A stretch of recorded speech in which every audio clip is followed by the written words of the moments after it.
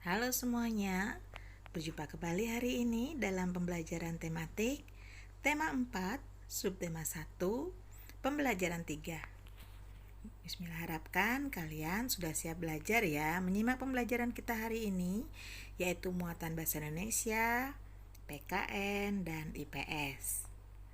Silakan disimak paparan materi yang Bismillah sudah sediakan. Semoga bisa membantu kalian dalam pemahaman materi hari ini.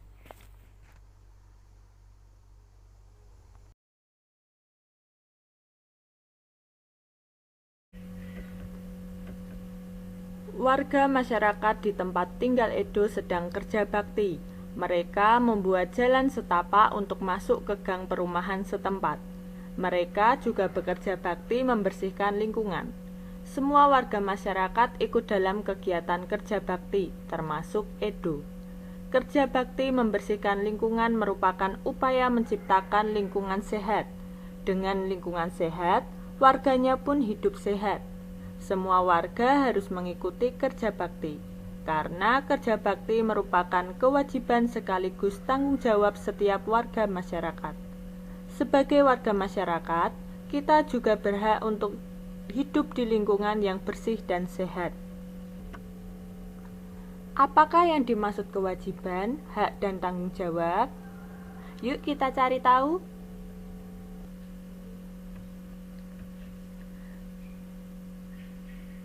Kewajiban adalah sesuatu yang harus dilakukan dengan penuh rasa tanggung jawab. Sedangkan hak adalah sesuatu yang mutlak menjadi milik seseorang dan penggunaannya tergantung kepada orang yang bersangkutan. Tanggung jawab adalah tugas dan kewajiban yang harus dilaksanakan. Kerja bakti yang dilakukan sekelompok warga masyarakat merupakan bentuk interaksi manusia dengan lingkungan. Apa yang dimaksud dengan interaksi manusia dengan lingkungan? Apakah akibat dari interaksi manusia dengan lingkungan? Apakah interaksi sosial dapat menimbulkan persatuan dan juga perpecahan? Untuk menjawab pertanyaan-pertanyaan berikut ini, yuk kita cari tahu. Kita akan mempelajari jenis-jenis interaksi. Yang pertama, interaksi antar individu, seorang ibu dengan anaknya. Kemudian, interaksi individu dengan kelompok, contohnya ibu guru berbicara di depan murid-muridnya. Kemudian, interaksi kelompok dengan kelompok yang ditunjukkan oleh dua tim sepak bola.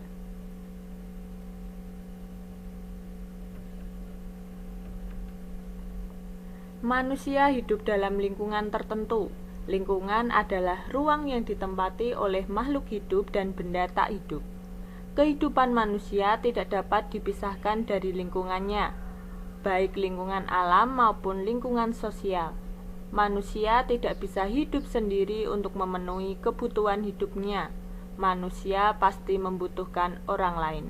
Secara kodratnya, setiap manusia akan berinteraksi, interaksi antar individu dan individu dengan kelompok. Interaksi tersebut dinamakan interaksi sosial. Selanjutnya, kita akan mempelajari contoh lain bentuk interaksi sosial. Yang pertama, contoh interaksi antar individu. Misalnya, seorang siswa bertanya kepada gurunya tentang materi pembelajaran. Contoh lain, seorang anak menolong temannya yang jatuh. Dan seorang anak menyapa teman saat bertemu di jalan. Berikutnya contoh interaksi antara individu dan kelompok. Yang pertama, orang berpidato di depan halayak pada suatu acara. Kemudian presiden dengan rakyatnya, serta ketua kelompok dengan anggotanya saat berdiskusi. Kemudian yang ketiga, contoh interaksi antar kelompok. Yang pertama, pertandingan basket antar sekolah. Kemudian suatu kelompok melakukan presentasi di depan kelompok lain saat pembelajaran di kelas. Interaksi sosial penting dilakukan oleh setiap individu. Mengapa demikian? Karena dengan melakukan interaksi sosial, individu dapat mencukupi semua kebutuhan hidupnya. Contoh, saat kamu makan nasi, tentu nasi yang dimakan berasal dari beras. Beras berasal dari padi yang ditanam petani. Sebelum menjadi beras, padi digiling oleh orang lain. Bahkan, nasi yang dimakan merupakan masakan orang lain. Selain untuk memenuhi kebutuhan hidup, interaksi juga merupakan sarana untuk mencapai tujuan bersama. Interaksi sosial tidak selamanya mengarah kepada kebersamaan atau persatuan. Oleh karena itu, interaksi sosial dibedakan menjadi dua, yaitu yang pertama, interaksi yang mengarah ke persatuan, dan interaksi yang mengarah ke perpecahan. Nah, kita akan membahas contoh interaksi sosial yang mengarah kepada persatuan dan perpecahan. Yang pertama, contoh interaksi sosial yang mengarah pada persatuan, yaitu siswa-siswi bergotong royong membersihkan lingkungan sekolah. Selain itu, contoh lainnya, siswa-siswi mengadakan musyawarah untuk pelaksanaan pemilihan ketua kelas.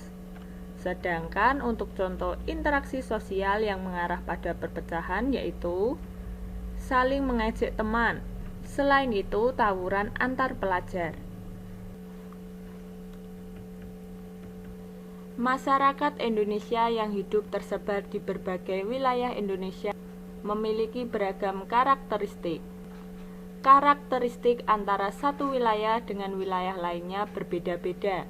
Perbedaan tersebut mencakup aspek seni, ekonomi, sosial, budaya, maupun politik. Oleh karena itu, setiap warga negara Indonesia hendaknya menjaga interaksi yang baik. Interaksi yang baik, perbedaan tersebut dapat mendukung pembangunan nasional.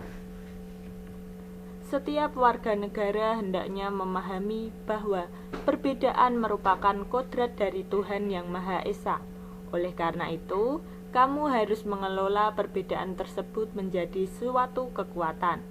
Ada 3 teori sosial budaya di Indonesia yang hingga kini berlaku di masyarakat, yaitu musyawarah, paternalistik, dan gotong royong.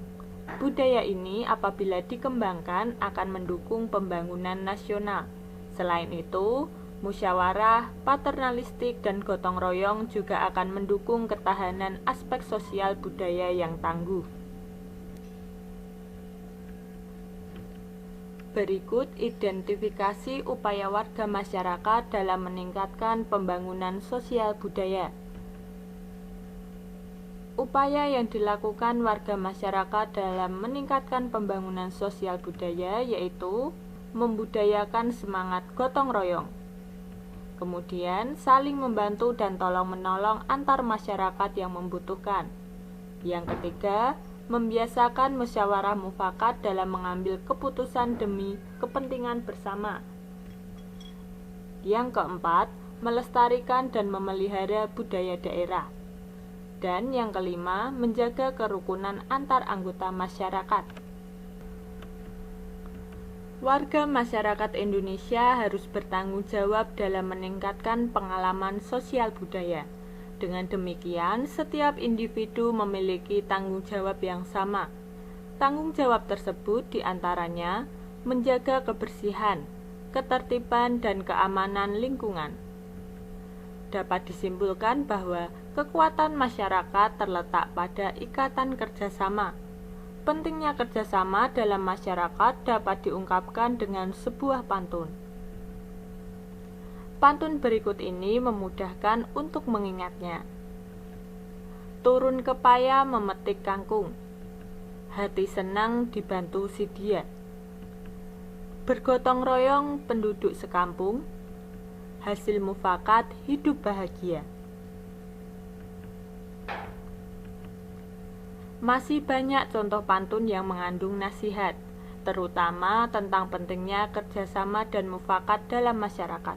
Simaklah contoh pantun berikut. Merah muda baju si bibi, di tangannya ada bayam seikat. Masalah warga datang bertubi, berkumpullah untuk mufakat. Pantun di atas sangat bermakna. Maknanya adalah setiap manusia hendaknya menyisakan waktu untuk berkumpul bersama warga kampungnya.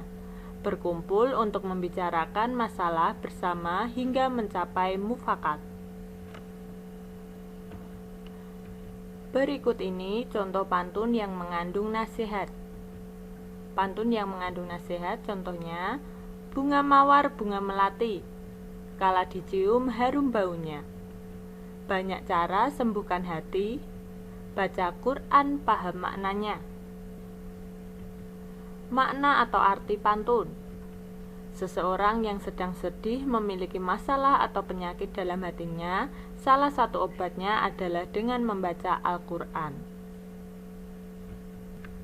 Setelah kita mempelajari pantun, kita akan belajar tentang pentingnya musyawarah. Nah, musyawarah ini disajikan dalam contoh hasil rapat warga. Pokok-pokok pembahasan rapat masalah kerja bakti. Hasil rapat. Yang pertama, untuk mencegah berkembangnya penyakit demam berdarah, warga diharapkan untuk melaksanakan kerja bakti membersihkan saluran air di depan rumah masing-masing dan sepanjang Jalan Raya Wijaya Kusuma, khususnya di RT 1 RW 7.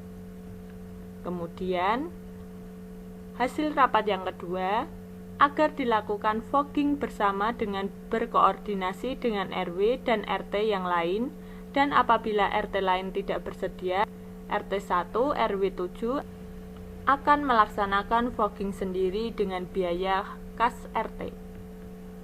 Sudahkah warga masyarakat melaksanakan tanggung jawabnya dengan baik? Tuliskan alasanmu. Iya, karena kebersihan lingkungan sekitar merupakan tanggung jawab masyarakat bersama. Demikian pembelajaran pada video kali ini, semoga bermanfaat ya, dan sampai jumpa di pembelajaran berikutnya.